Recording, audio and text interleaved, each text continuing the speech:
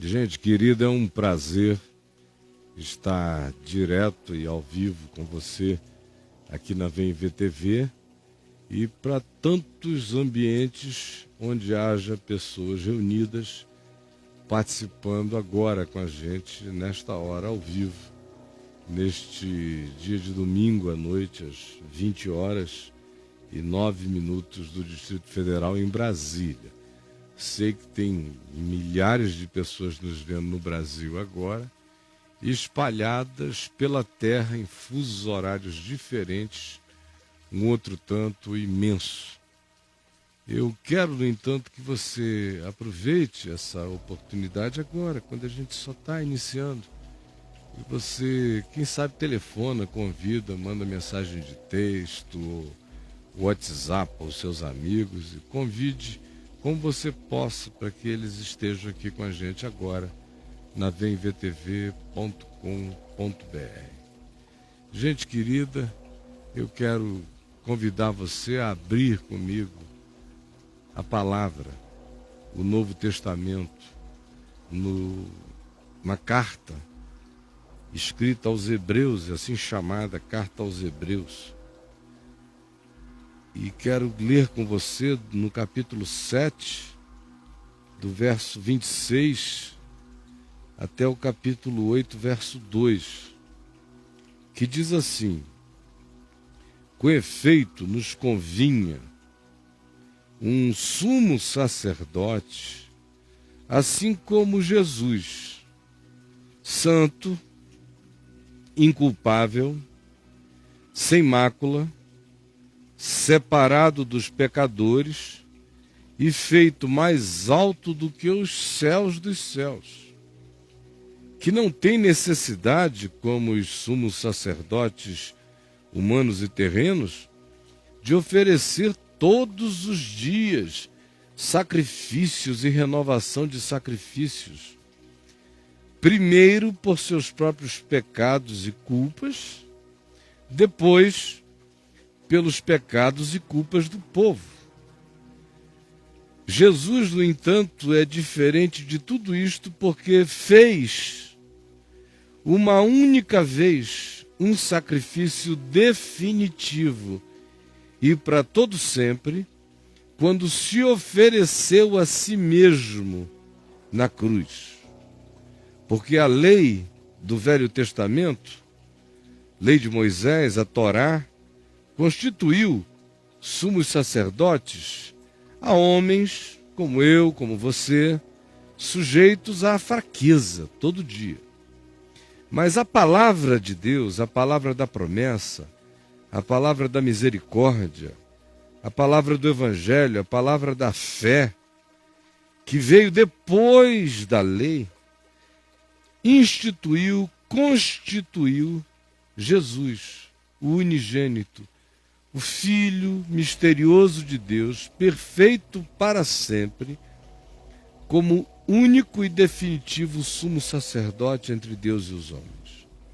Ora, o essencial das coisas que temos dito até aqui é esta: nós possuímos esse sumo sacerdote, temos relação com essa misericórdia divina, que se assentou à destra do trono da majestade no cosmos dos cosmos, como ministro da absolvição, ministro da santificação, do perdão, da inclusão de cada ser humano que crê e que vive em esperança e amor, incluído fica no verdadeiro tabernáculo, na verdadeira morada, erigida, construída, não por mãos humanas, mas por Deus.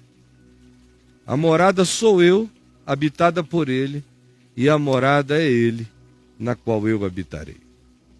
É o que diz esta carta aos Hebreus nessa porção que a gente leu. A pergunta que um texto como esse suscita, pelo menos sempre suscitou a mim, e nem sempre você tem a coragem de falar com as pessoas o que você tem pensado, a respeito do que você lê na Escritura, porque é uma quantidade grande de pessoas profundamente frágeis, afetáveis. Quando eu comecei a ler a Escritura, uma das coisas que sempre me grilou profundamente era essa coisa de sacerdote e sumo sacerdote. Para quê? Para quê? Por que eu preciso de um sacerdote? E você? Eu não preciso.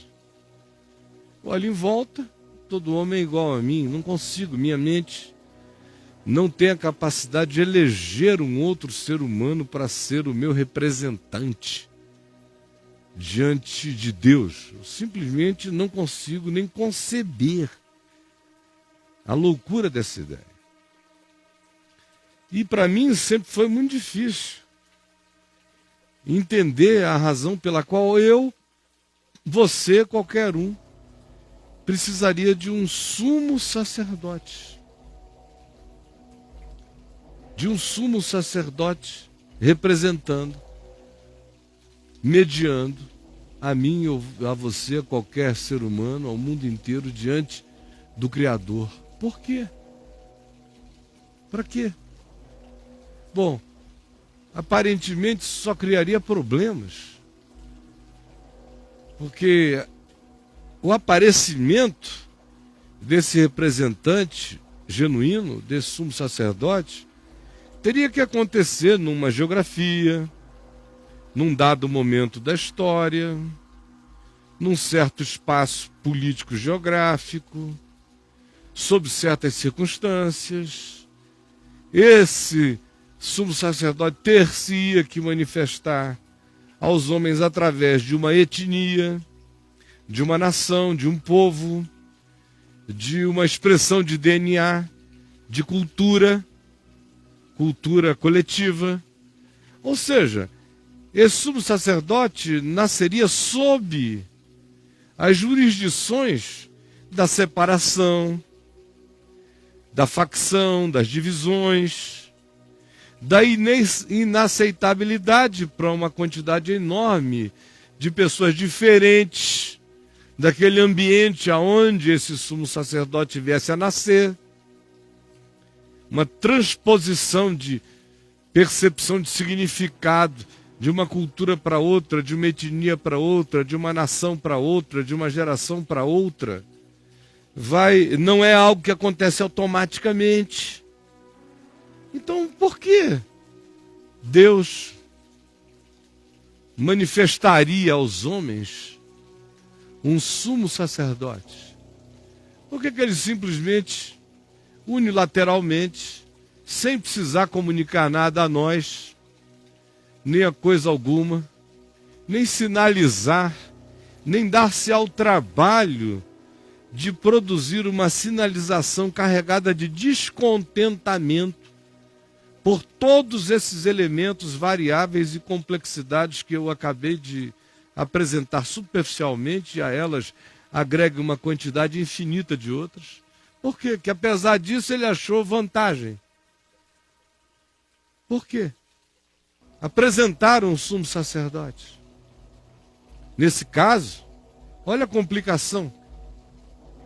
Um sumo sacerdote nascido dos semitas, da descendência de um homem de Ur dos Caldeus na Mesopotâmia chamado Abraão, que por ser um peregrino, um apiru, um andarilho, foi chamado de hebreu, e que caminhou sem chão, esperando sempre a promessa de uma cidade que estava por vir, embora no coração ele cresce que Deus lhe daria um filho e que da sua descendência a terra toda seria abençoada, o planeta, todas as famílias humanas. Enquanto ele mesmo esperava que a sua descendência habitasse um lugar. Ao mesmo tempo, ele carregava uma esperança intrínseca de que dessa descendência dele viesse alguém que fosse a semente de todas as bênçãos do Deus eterno para a realidade humana. Olha a complicação. Esse cara era um homem como eu, como você, nascido num país, num contexto histórico. Ele casou, ele procriou com mais de uma mulher, ele teve filhos. A gente tem hoje aí um problema de natureza universal conflagrado entre judeus, descendentes de Abraão com Sara, e árabes, descendentes de Abraão com Agar, e um monte de outros complexismos da mesma natureza. Temos a apropriação indébita que o Império Romano fez da figura de Jesus, criando o cristianismo, diferentemente do evangelho proposto por Jesus, que era um caminho a ser anunciado para ser crido e não organizado como uma instituição religiosa jamais. Mas veja só, como essa tentativa de Deus se comunicar com os humanos, cara a cara, vis a vis, se Jesus é o Messias, se Jesus é o Filho de Deus, se Jesus é o Cristo encarnado, vejam a complexidade e a dificuldade. Parece que ao invés de comunicar, descomunicou mais ainda. Porque se há um ambiente onde a humanidade, indubitavelmente, parece aproximar-se de algo extremamente perigoso e de natureza apocalíptico universal, é nesse encontro de ódios religiosos entre judeus, árabes, cristãos, com o caldo político-econômico que involucra toda essa loucura, e os interesses universais, mundiais, planetários, que a tudo se vinculam, e a esta base também. Então, se a intenção é encarnar para chegar junto, parece que o tiro saiu pela culatra. Porque a pergunta do profeta Isaías parece ter sido destinada a ficar sem resposta mesmo para sempre. Quando no capítulo 53, ele pergunta em nome do Eterno, e em nome dos que creem, e em nome de todos os que testemunhavam a misericórdia da visitação de Deus ao planeta através da encarnação do Emanuel. A pergunta qual é? Quem creu em nossa pregação? E a quem foi revelado o braço do Senhor? Porque nós o víamos subindo como um renovo numa terra seca, sem aparência, sem formosura. Olhámo-lo, mas nenhuma beleza havia nele que nos agradasse.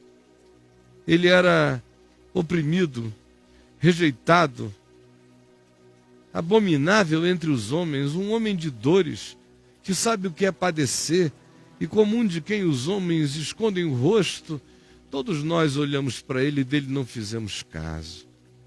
Certamente, todavia, ele levou sobre si as nossas enfermidades, e as nossas dores ele levou sobre si. E nós o reputávamos por aflito, ferido de Deus e oprimido. Mas ele foi traspassado pelas nossas transgressões, ele foi moído pelas nossas iniquidades. O castigo que nos traz a paz estava sobre ele, e pelas suas pisaduras nós fomos sarados.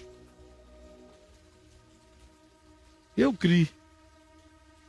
E o mundo ficou claro e se encheu de luz, sol, graça e justiça.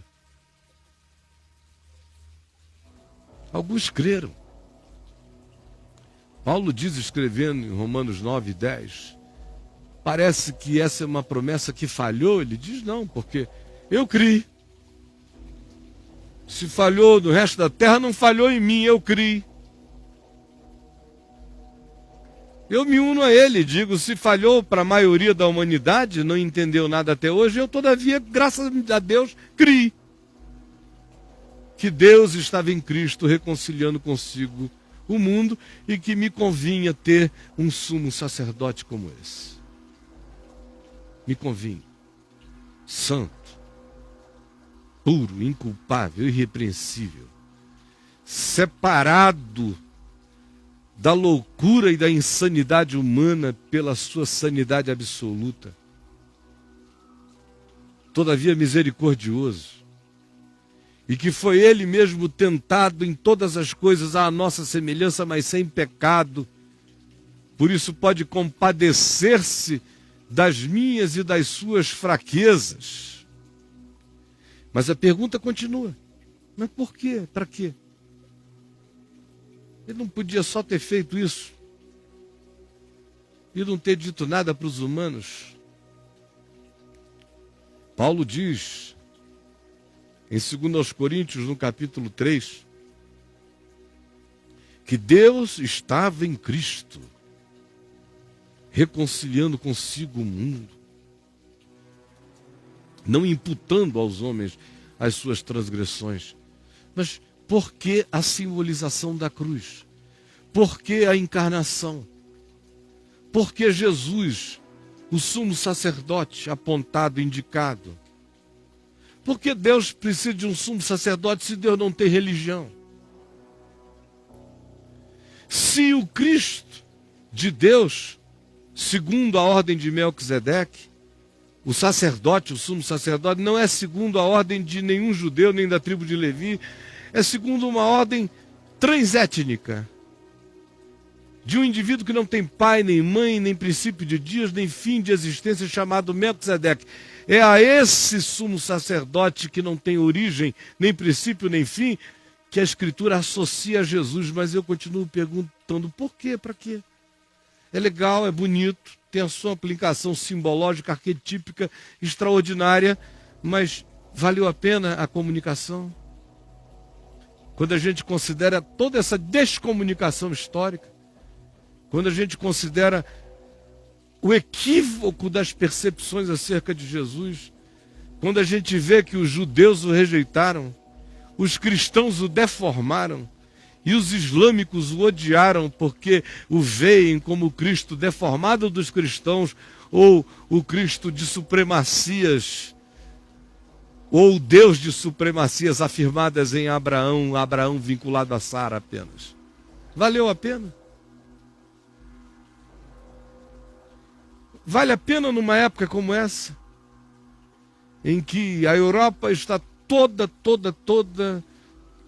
botando abaixo seus sinos, derrubando suas torres, transformando catedrais em boates, ou em lugares de esporte, ou em casas, em mansões, ou repartições diversas, ou empresas? Para que um sumo sacerdote?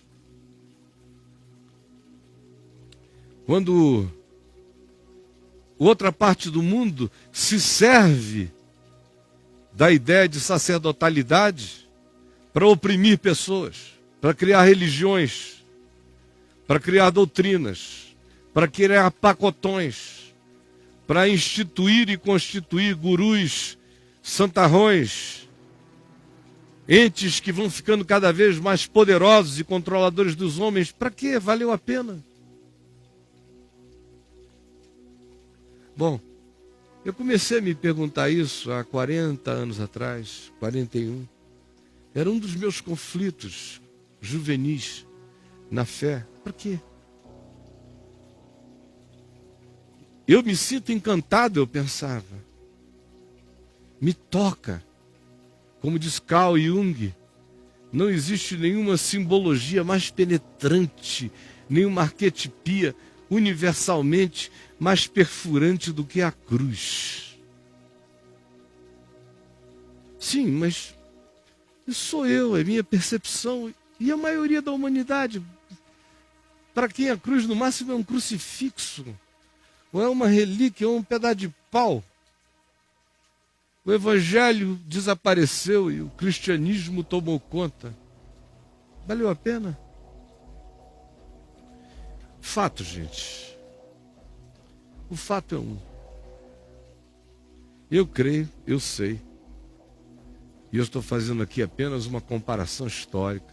Não estou querendo discutir nada que esteja para além da capacidade humana de discernir ou de perceber.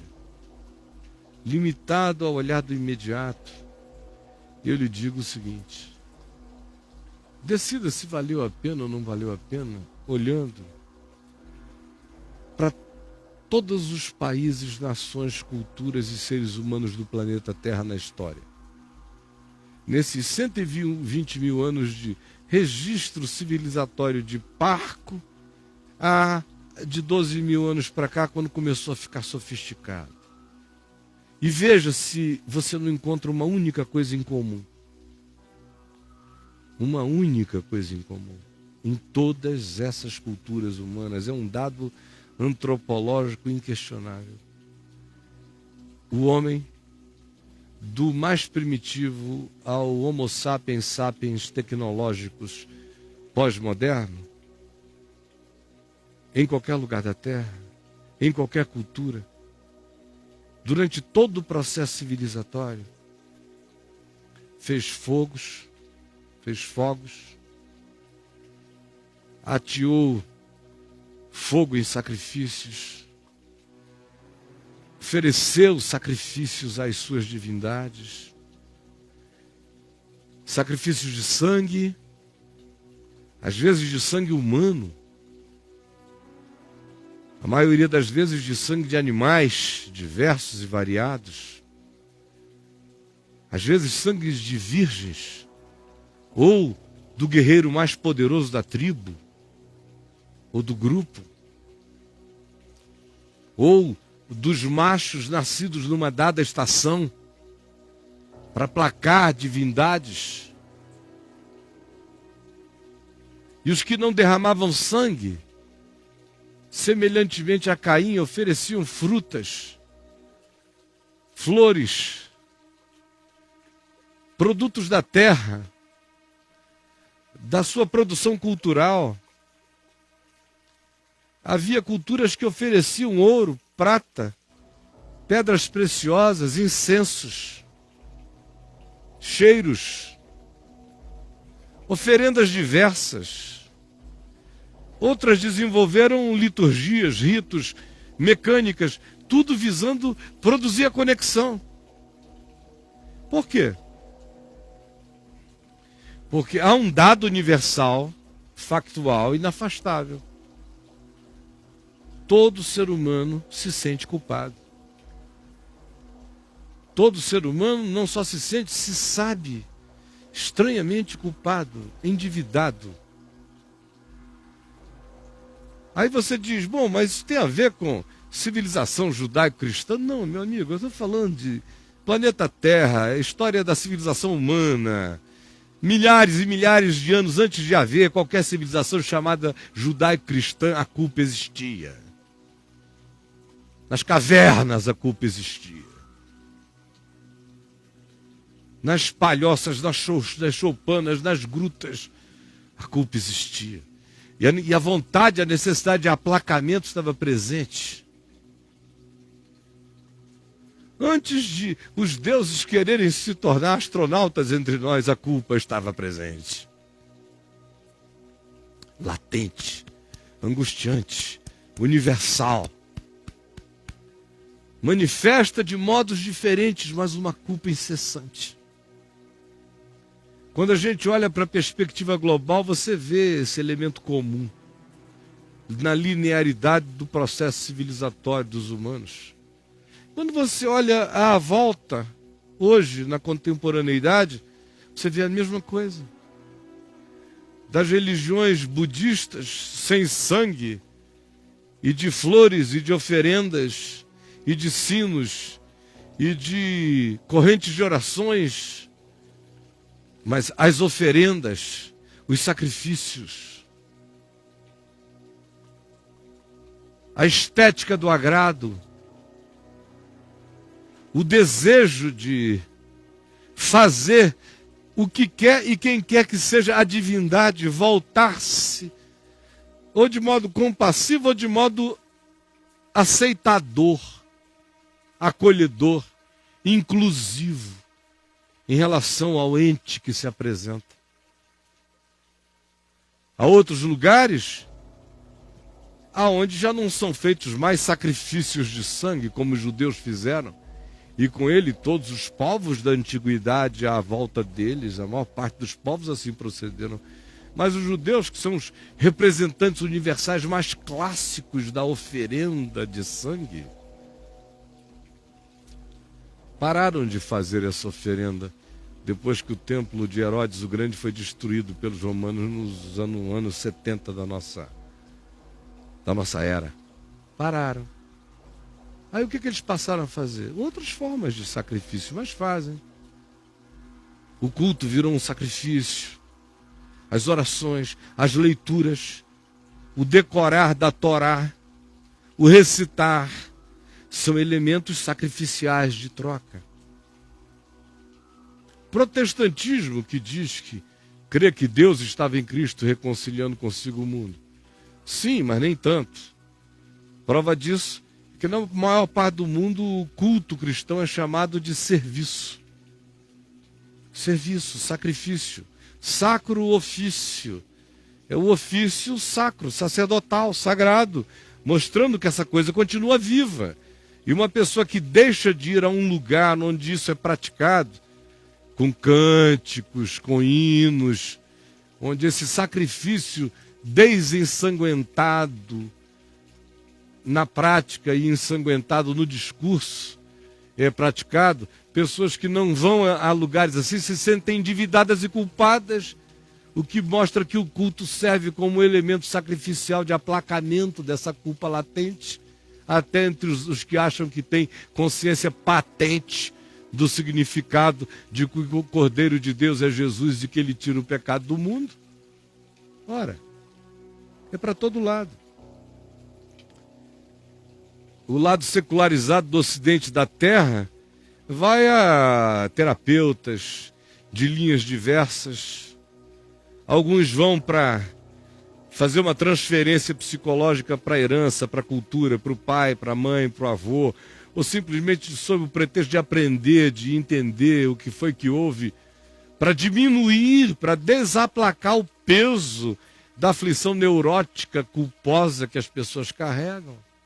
Não importa qual seja a linha terapêutica. Outros fazem isso, tentam lidar com a sua culpa através de muitas outras formas. Aí entram os processos todos de fuga. Fuga diversa.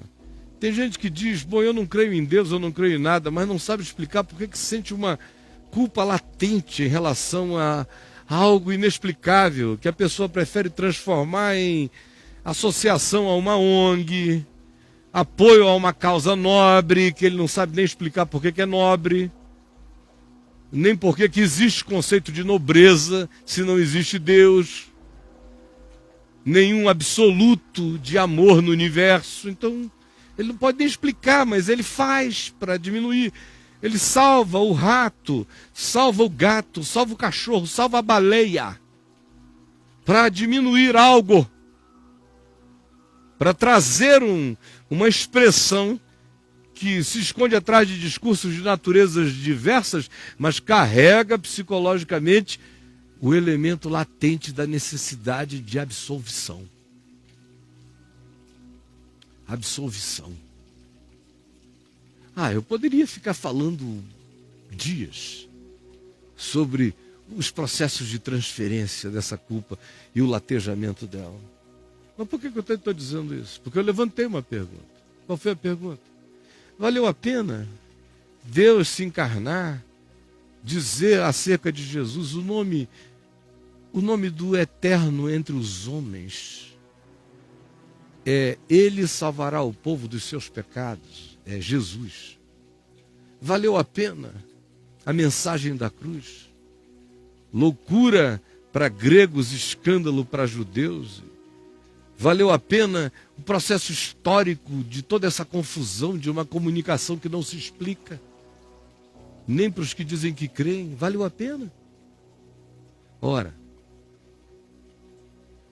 para todo aquele que creu na pregação e para todo aquele que entendeu que sacerdote, sumo sacerdote, é uma linguagem, que Deus não tem nenhum santuário em lugar nenhum, que a Nova Jerusalém, que é a arquetipia sublime e suprema da sociedade ressurreta, glorificada, absoluta, dos homens com Deus, não tem um santuário, porque o seu santuário é o todo de Deus, é a imersão no eterno. Então é claro que Deus não precisa de um sacerdote, ninguém vai chegar em lugar nenhum eterno e encontrar um oficiante. São linguagens, são simbolizações, são arquetipias, são tentativas relativíssimas de comunicação, de explicitação, geração após geração, de algo que está presente na natureza de todo homem como culpa, como débito, como angústia e, portanto, como uma necessidade essencial de religação. E por causa de tudo que essa necessidade de religação pede, evoca, clama, grita, diz, é que Deus paga o preço de se fazer compreender para todo aquele que tendo ouvido, ouve. Para todo aquele que tendo olhos, vê. E paga o preço de não se fazer compreender por todo aquele que, podendo, precisando, todavia bloqueia o coração. Para o resultado. Porque, na realidade, o Evangelho de Jesus não é a evangelização de um sumo sacerdote. Não é provar para ninguém que Jesus é um sumo sacerdote. Isso era uma linguagem do Evangelho para falar com hebreus, judeus, povo do sangue, do sacrifício, do templo, das oferendas. A linguagem para lidar com outros em outros lugares talvez fosse diferente, não se servisse da mesma arquetipia. O próprio Jesus, enquanto caminhando entre nós e conversando com romanos, como um centurião, em momento algum falou de sumo sacerdote. Falando com uma mulher Ciro-Fenícia, em momento algum falou de sumo sacerdote. Quando chamou os seus discípulos irreligiosos, Zaqueu publicano, Pedro pescador, de alma angustiada e falante, outros com suas cobiças, outros com seus mundos desse tamanho, com seus reducionismos e suas culpas não explicadas, quando os chamou para seguirem-no, a nenhum deles ele disse, eu vos farei sacerdotes, ele disse, eu vos farei o quê? Maiores do que a vida. Eu vos farei pescadores de homem, para quem era pescador. Ele está sempre dizendo, eu vou ajudar e fazer vocês transcenderem. Vocês saírem da angústia aprisionante. Eu vou realizar a transcendência total. E cada um que ele foi encontrando, note, como vem uma mulher do fluxo hemorrágico, sangrando há 12 anos, com uma menstruação crônica, toca em Jesus por trás. Jesus para, pergunta quem me tocou, todo mundo questiona, ora, todos estão te pegando, por que tu perguntas quem me tocou se todos te pegam? Ele disse, não, porque uma pessoa me pegou diferente, porque eu senti que de mim saiu o poder. Senti, saiu, vazou. Aí a mulher veio, se ajoelhou aos pés dele, trêmula, disse, fui eu. E o que que Jesus disse a ela? Filha, a tua fé te salvou. Vá em paz. Tua fé te salvou. Salvou de quê? Claro, da hemorragia imediata que a constrangia. Foi lá, foi isso que ela foi buscando, sobretudo.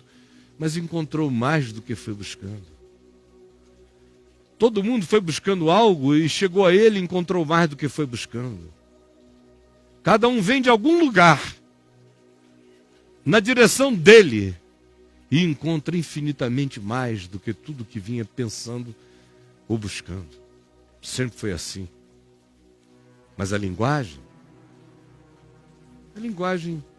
em lugar nenhum da terra eu preciso dizer que alguém precisa de um sumo sacerdote, mas em qualquer lugar da terra eu posso dizer, o teu pecado está perdoado, o meu pecado está perdoado. Eu não preciso falar de sumo sacerdote numa clínica de psicoterapia, mas eu posso dizer, o teu pecado está perdoado. Eu não preciso falar de sumo sacerdote quando eu encontro um homem que somatizou todos os efeitos da culpa, da angústia, do desespero, do estresse, da insegurança, da ansiedade, e adoeceu na pele, nos ossos, e em tantas outras camadas e dimensões da corporalidade, da fisicalidade dele, posso dizer: os teus pecados estão perdoados. Posso dizer para alguém: meu filho, minha filha, ore pelo seu irmão que você vir e que pecou não para a morte, ore para ele e o Senhor lhe perdoará a iniquidade. Por quê? Ora, os afixados na linguagem religiosa, sacerdotal ou judaica diriam: é porque nós temos um sumo sacerdote. Claro, também. Mas para além do sumo sacerdote, eu tenho Deus comigo. Eu tenho Deus conosco. Eu tenho Deus aqui. Antes de eu saber, antes de eu entender, antes de eu crer, sendo eu alienado, pecador, distante, rebelado contra tudo, isso tudo da parte de Deus já tinha sido feito em meu favor. A comunicação me é feita apenas para eu receber a pacificação do benefício que já foi realizado. Todo homem, toda mulher precisam ser informados que eles estão perdoados pela bondade e pela misericórdia de Deus. Porque a presença e a continuidade de um existir culpado apenas acentua a corrupção do ser humano em si mesmo. Quanto mais eu vivo culpado, mais eu me pioro na minha culpa, mais eu desisto do melhor em mim, mais eu abdico de qualquer possibilidade de provar o sublime e a abundância da graça de Deus. Quanto mais culpa, mais distância de Deus, do próximo, de si mesmo. Quanto mais perdão, mais paz em mim. Porque eu olho para cima sem medo, sem culpa, paz com Deus. E olho para o meu próximo com a alegria de que eu e ele somos entes que podemos nos desculpar, nos perdoar, nos acolher, nos melhorar, sabendo que diante do eterno, do Deus que é, qualquer que seja a verdade do meu pecado, e ele é absurdo, já está coberto e pago. Porque quando eu olho em volta, como eu dizia há meia hora atrás, eu também fico sem nenhuma dúvida acerca da culpa humana e do pecado humano. Quando eu olho para mim, eu fico mais convencido disso do que em qualquer outra hora. Eu sei que eu sou um ente que carrega uma culpa latente. Que eu sou filho de uma geração que precisa ser perdoada. E não é uma geração horizontal, é a geração dos humanos na Terra. Que se piora, se piora, se piora cada vez mais, quanto menos perdoada seja. Por isso, quanto mais lei, mais pecado. Porque pelo conhecimento da lei, avulta-se o pecado, vem o pleno conhecimento do pecado. E quanto mais condenação da lei, mais você piora o indivíduo. Quanto mais você garante a ele que ele está perdoado, que está tudo pago, que foi tudo feito na cruz, mais a bondade de Deus tem chance de o levar ao arrependimento, de o constranger para a vida, julgando ele isto que está tudo consumado e pago. Aí você me pergunta ainda de novo: mas valeu a pena, Caio? Não ficou muito confuso? O que deveria ter sido mensagem de vida se transformou em religião pedrada, E Jesus se transformou no chefe do cristianismo. Queridos, não foi isso que Simeão disse a Maria quando ele nasceu? Pequenininho.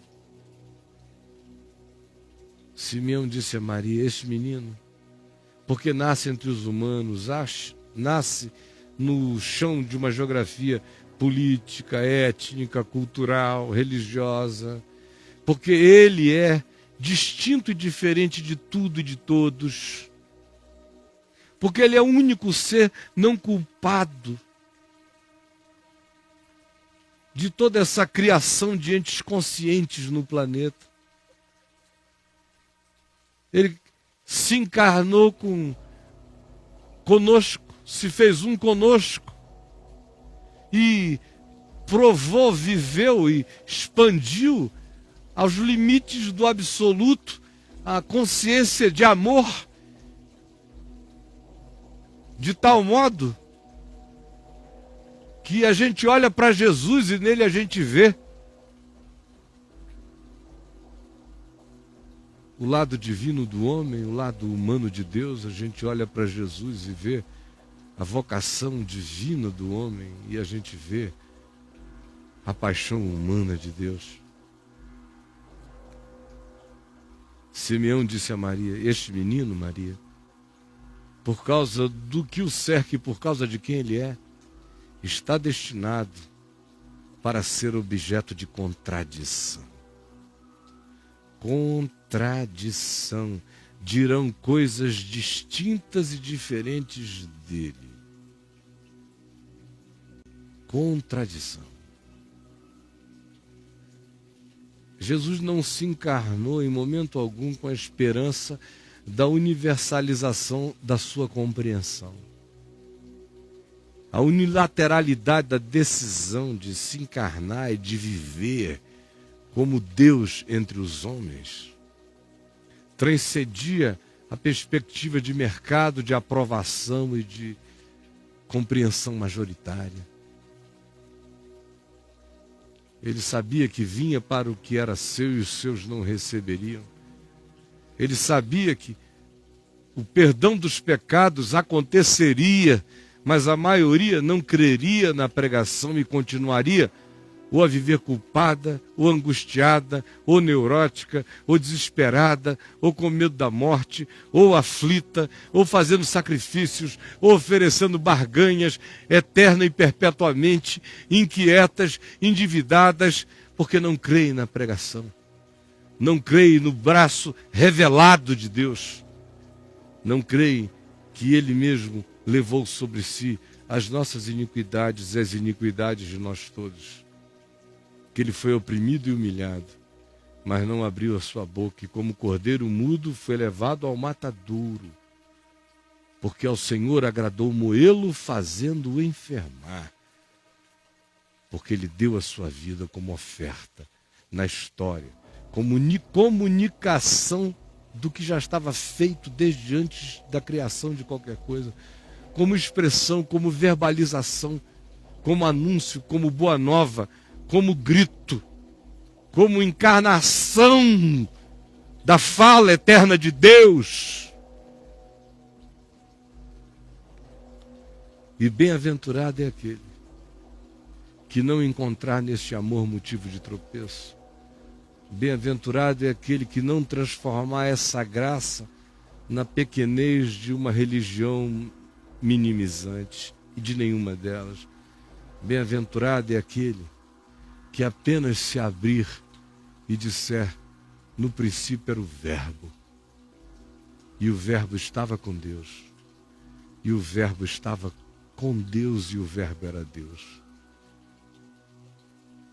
E ele, todavia, habitou entre nós, cheio de graça e de verdade, e nós vimos a sua glória, glória como do unigênito do Pai.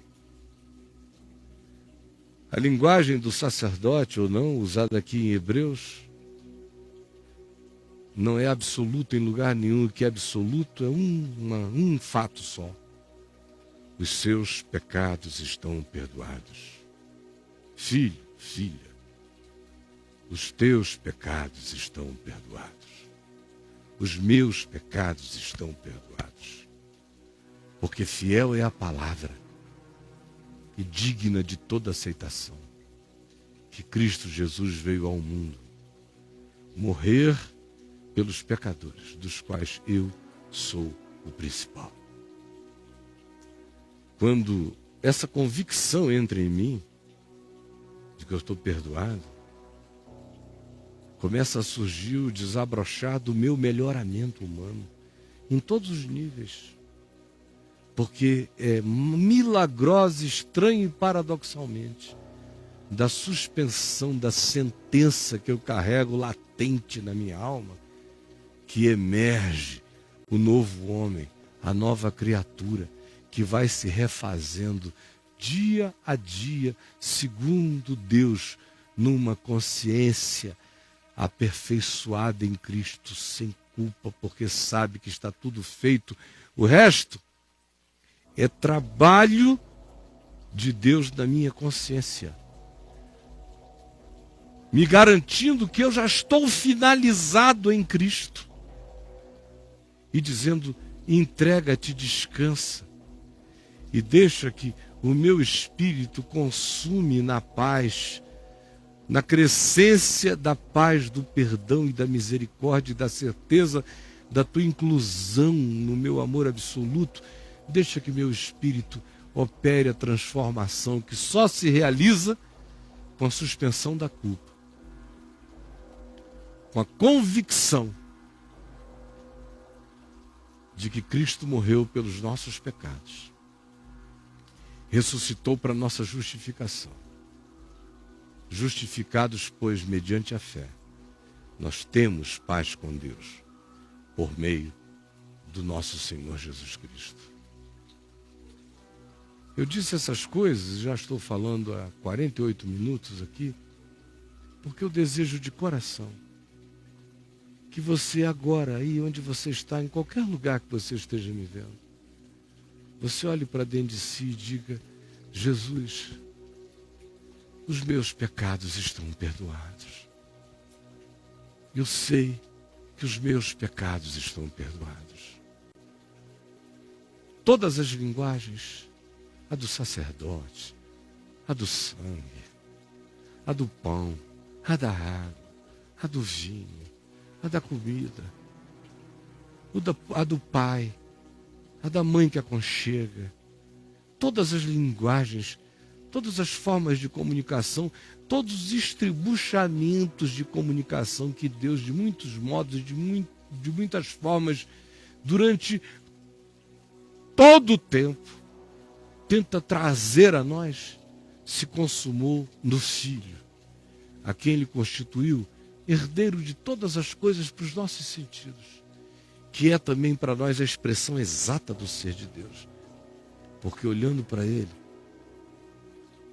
eu sei qual é a vocação humana, o que eu fui feito para ser, e como nele eu já estou acabado, terminado e concluído e aperfeiçoado, para que pacificadamente, hoje, sem culpa, eu me entregue e comece um processo de uma nova inclinação dentro de mim, escolhendo o melhor, o que é bom e o que é bom, dando razão a Deus, concordando com Ele, submetendo-me a Ele e me deixando transformar na transformação que já está feita, mas que só acontece quando eu crendo, descanso, acolho, paro de brigar, sei que está tudo resolvido. E aí a graça me engravida. E a paz cresce em mim. E a comunhão com Deus se estabelece. E a crescência de uma certeza de pertencimento me toma conta de mim. E quanto mais eu ando despreocupado de qualquer culpa, mais chance eu tenho de caminhar sem tropeço. Valeu a pena? Ora, todo aquele que ouve essa notícia e que nela crê diz: valeu a pena para mim. E se valeu a pena para um na terra, valeu mais que o mundo inteiro. Mas graças a Deus há muito mais do que um crendo. Há alguns que creram. E se a maioria não creu, que posso eu dizer? Eu, todavia, por tua misericórdia tenho crido. Eu tenho crido, por isso é que tenho falado. E convido você a confessar com a sua boca que Jesus Cristo é o seu Senhor, para a glória de Deus o Pai. Porque se com a tua boca tu confessares a Jesus como Senhor, e no teu coração tu creres que Deus o ressuscitou de entre os mortos, tu és catapultado para a glória eterna na tua consciência. E essa paz que excede a todo entendimento começa a melhorar você todo dia. Essa é a graça simples do Evangelho. Bem-aventurado é aquele que crê, que acolher e que disser: este é o meu caminho. É Jesus, é o Cristo em mim. É o que eu quero. É aquilo por que eu fui feito para ser. É quem eu sei que sou. É o que eu desejo por você. Jesus, sem grito eu estou aqui, sem estardalhaço, sem nenhuma tentativa de convencer os homens com a minha cara, com os meus olhares, com os meus modos, com coisa nenhuma. Eu só estou falando, me entregando à chatice de uma verbalização a uma hora, sem fogos, sem efeitos especiais, sem nenhum rito, sem nada, crendo no Espírito Santo, crendo que aonde quer que haja hoje a necessidade de perdão, de graça, de inclusão, de descanso, de pacificação em ti, a boa nova, o Evangelho, a melhor de todas as notícias, acaba de chegar. E sei que ela realiza o bem para o qual ela foi designada por ti. E é isso que está acontecendo agora, com milhares de pessoas. Em nome de Jesus. Amém e amém.